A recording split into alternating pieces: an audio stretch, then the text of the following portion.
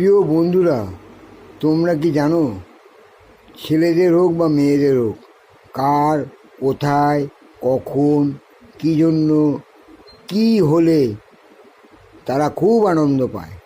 জানো না তো? শোনো, জন্ম থেকে মৃত্যু পর্যন্ত বলছি।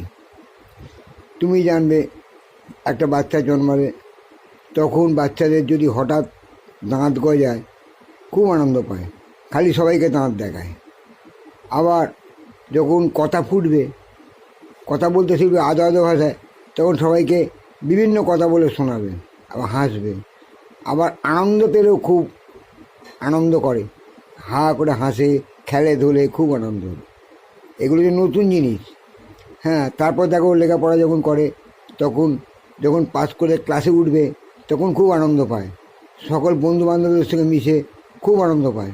তারপর যখন একটু বড় হয় তখন সবার সঙ্গে ঘুরে বেড়াতে বা অন্যান্য খেলাধুলা করতে বা বিভিন্ন রকম কথাবার্তা বলতে তারা খুব আনন্দ পায়।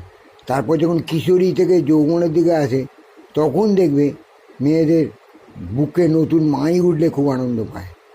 দেখবে খুব আনন্দ পায় যে সারা আমার একটা মাই উঠেছে রে, কী সুন্দর মাই দুটো, কী সুন্দর হচ্ছে, বড় খালি ঘন ঘন বুকের দিকে তাকাবে।